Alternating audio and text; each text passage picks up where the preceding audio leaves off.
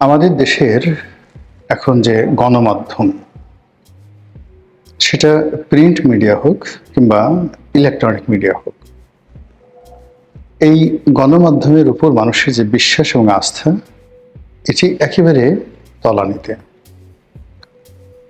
এখানে সত্য ছাপা হোক, মিথ্যা ছাপা হোক, এটা আসলে কোনো মিন করে না।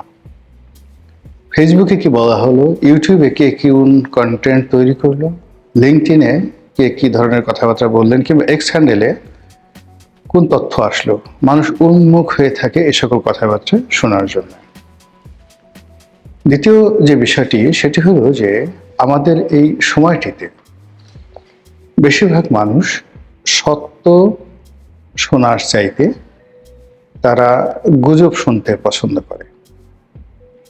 আপনি খুব সত্য কথা বললেন, কোরআন হাদিসের কথা বললেন,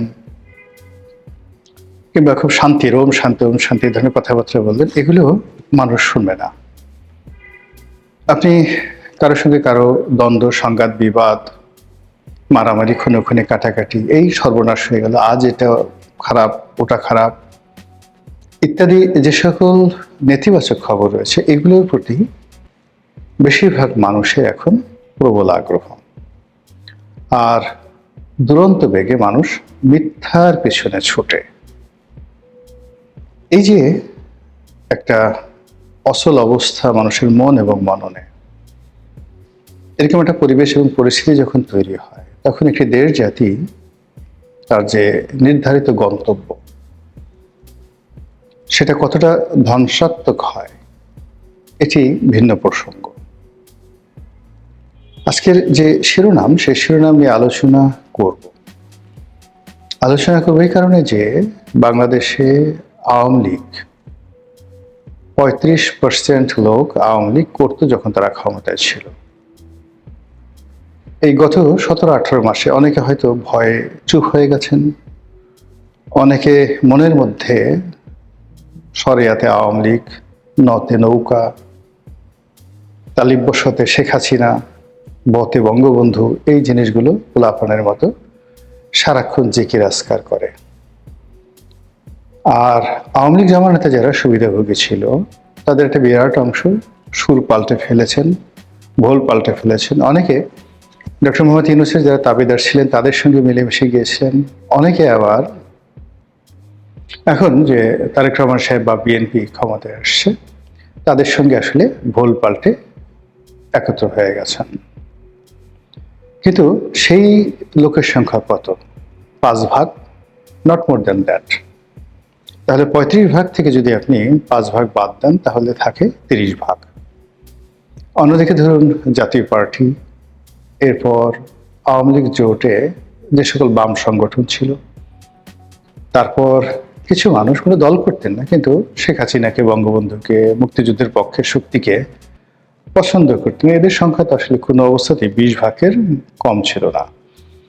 আর এই লোকগুলোর একটি অংশ কিন্তু কমেনি, তারা রয়ে গেছেন। তাহলে কি হলো? এদিকে রইল 20 ভাগ, আর এদিকে রইল 50 ভাগ। এই 50 ভাগ লোক, অর্থাৎ আওয়ামী লীগের 30 ভাগ আর আওয়ামী লীগের বাইরে 20 ভাগ, এই 50 ভাগ লোক প্রতি মুহূর্তে জানতে চায় শেখ হাসিনা কবে আসবে।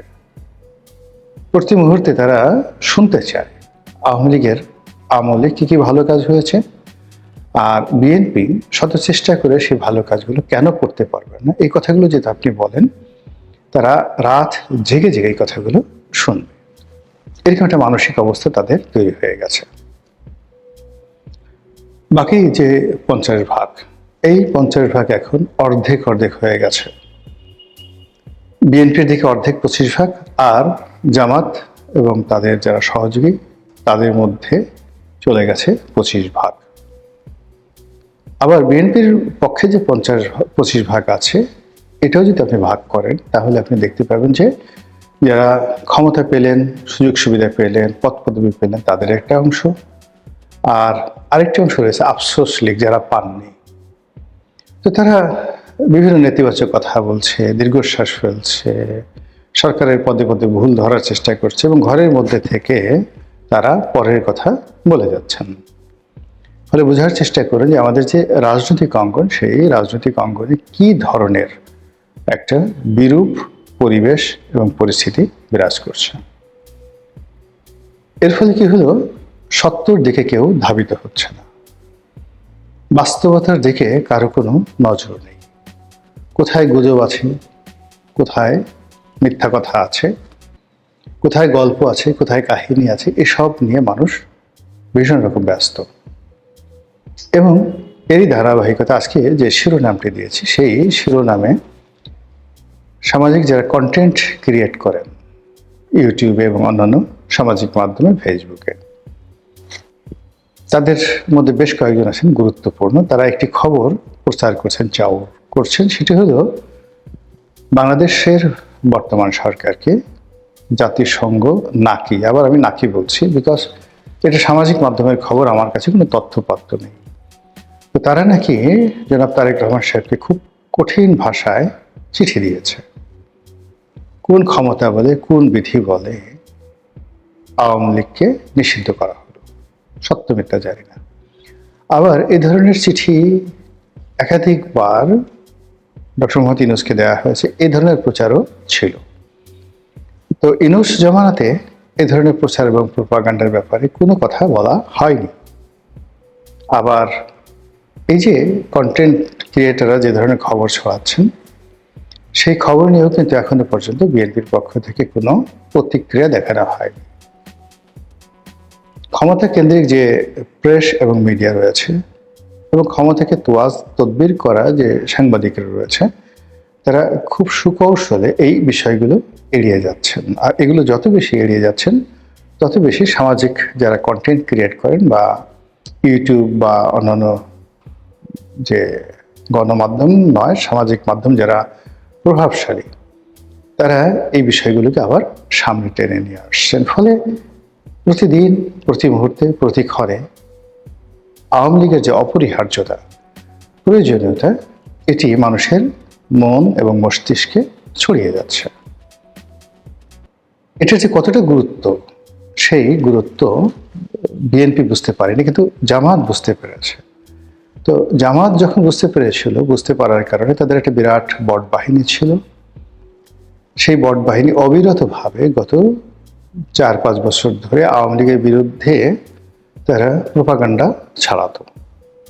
কিন্তু তারেক রহমান সাহেব ক্ষমতা লাভের পর, বিশেষ করে তিনি যখন বাংলাদেশে এলেন 25 তারিখে, এরপর থেকে জামাতের যে বট বাহিনী, তাদের প্রচার এবং প্রোপাগান্ডার ধরন সামান্য আওয়ামী লীগের দিকে সামান্য আছে, আর বাকি বেশিরভাগ সময় এখন তারা বিএনপির বিরুদ্ধে, তারেক রহমানের বিরুদ্ধে, তারেক রহমান সাহেবের পরিবারের বিরুদ্ধে। সেই সাবেক 1-11 সময়টিতে কি হয়েছে, তার আগে 2001 থেকে 2006 পর্যন্ত বিএনপি কি ভুল করেছে, আবার এখন বিএনপির লোকজন কি করছে, এগুলোকে ঠাট্টা, মশকরা, টিটকারি, স্যাটায়ার, প্রতিটি ভাষায় কার্টুন দিয়ে, গল্প দিয়ে, কাহিনী দিয়ে, মিথ্যাচার দিয়ে বা সত্য এবং মিথ্যার সম্মিলন ঘটিয়ে মানুষের মনে বিএনপি সম্পর্কে এরকম একটা ধারণা তৈরি করে ফেলা হচ্ছে যে এ সরকার চালাতে পারবে না, এ সরকার বেশি দিন যাবে না। তারেক রহমান সাহেব আসলে কি করতেছে আমরা কিচ্ছু বুঝতেছি না, ভালো হচ্ছে না, এটা করার কি দরকার ছিল? মানে একটা রাষ্ট্র এবং একটা সরকারের যত গুরুত্বপূর্ণ কাজ রয়েছে, সব গুরুত্বপূর্ণ কাজকে জনগণের দৃষ্টিতে বিচার, বিশ্লেষণ এবং বিবেচনায় অপ্রয়োজনীয়, অপ্রান্তীয় বলে প্রচার করা হচ্ছে। আর অন্যদিকে যারা দায়িত্ব পালন করছে, তাদেরকে সামাজিকভাবে হেয় করা, মানসিকভাবে তাদেরকে ভেঙে ফেলা ইত্যাদি প্রচার এবং প্রোপাগান্ডার মধ্যেই সরকারের প্রায় 40 দিন অতিবাহিত হতে চলেছে। এই 40 দিনের মধ্যে আমরা শুধুমাত্র সরকার এটা করবে, ফ্যামিলি কার্ড করবে, ওটা করবে, খাল কাটবে, বড় বড় পরিকল্পনার কথা শুনেছি। দ্বিতীয় যমুনা ব্রিজ হবে, দ্বিতীয় পদ্মা ব্রিজের মতো মেগা প্রকল্প হবে, ইত্যাদি ইত্যাদি অনেক কিছু। আর যেটা হয়, রাজনৈতিক সরকার আসলে, বাংলাদেশের মতো রাষ্ট্রে ব্যাপক ফলক পরিবর্তন হয়। যে আন্তর্জাতিক বিমানবন্দর আবার আসবে, তারপর চন্দ্রিমা উদ্যান আবার জিয়া উদ্যান হয়ে যাবে, ইত্যাদি ইত্যাদি নানা রকম যে বিষয়গুলো, এগুলো পুরোদমে চলছে। আবার অন্যদিকে আওয়ামী লীগের যারা লোকজন আছে, তারাও তো এই যে সরকারের দুর্বলতা, তারা তো বুঝে 17 বছর তারা কন্টিনিউয়াসলি সরকার চালিয়েছে।